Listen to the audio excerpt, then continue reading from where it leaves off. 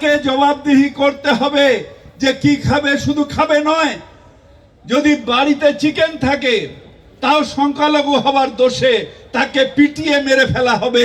কেন মানবাধিকার লঙ্ঘন হবে এই সরকারের সময়? কেন মানবাধিকার লঙ্ঘন হবে?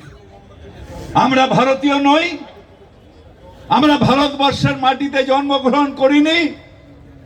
আমরা এই মাটিতে জন্মগ্রহণ করেছি, যেটা বারবার করে বলি, আজকে আবার বলছি।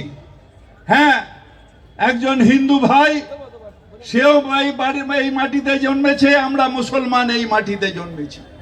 এই মাটিতে জন্মাবার পরে এই দেশের আনাজ খেয়ে দুজনে বড় হয়েছি। সেদিন যেদিন সেই হিন্দু ভাই মারা যাবে, তার চিতাভস্ম এই গঙ্গায় বিলীন হয়ে যাবে। আর যেদিন আমি মারা যাব, সেই দিন এই ভারতবর্ষের 6 ফিট মাটিতে আমার কবর হবে, আমার দেহ এই ভারতবর্ষের মাটিতে বিলীন হয়ে যাবে। আমি ভারতীয় নই? তাহলে কেন এই অবিচার প্রত্যেকটা মোমেন্টে? Why I have to explain? কেন আমি বারবার করে জবাব দিতে হবে? কেন প্রমাণ করতে হবে যে আমি ভারতীয়? কেন প্রমাণ করতে হবে যে ভারত মাতার জয় বলে সেও ভারতের সন্তান, যে ভারত মাতার জয় বলে না সেও ভারত মাতার সন্তান? আমাকে কেন প্রমাণ করতে হবে? I feel insulted.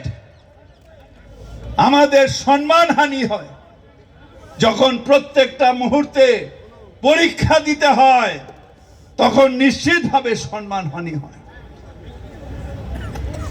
আজকে প্রত্যেকটা ব্যাপারে শুধু ইস্কানি। হ্যাঁ, বাংলাদেশে যেটা হচ্ছে অন্যায় হচ্ছে।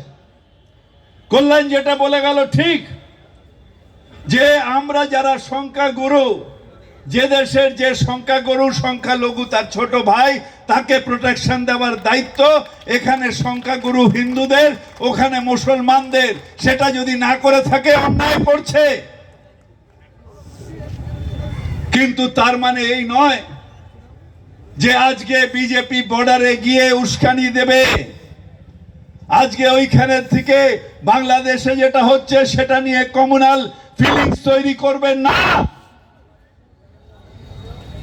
বাংলাদেশে যেটা হচ্ছে অন্যায় হচ্ছে, আমরা সবাই উদ্বেগ। মুসলিমরাও খুন হয়েছে। এই সরকারের এখন যে সরকার, সে তার নিষ্ক্রিয়তার জন্য অনেক খুন হয়েছে, কিন্তু তার প্রতিবাদ নিশ্চিতভাবে করা উচিত।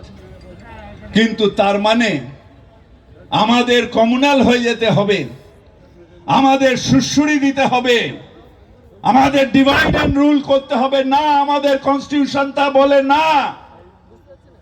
আমার কনস্টিটিউশনের শপথ নিয়ে নরেন্দ্র মোদী প্রধানমন্ত্রী, অমিত শাহ স্বরাষ্ট্রমন্ত্রী, এই কনস্টিটিউশনের শপথ নিয়ে আপনারা গেছিলেন। আপনারা পেছন দিক দিয়ে সুপ্রিম কোর্টে গেছিলেন, আপনাদের প্রপোজাল রিজেক্ট হয়েছে। No, this is a secular country, এটা ধর্মনিরপেক্ষ দেশ, এবং সেই ধর্মনিরপেক্ষতা রক্ষা করা এটা আমাদের কাছে সম্মান, আমাদের কাছে দায়িত্ব।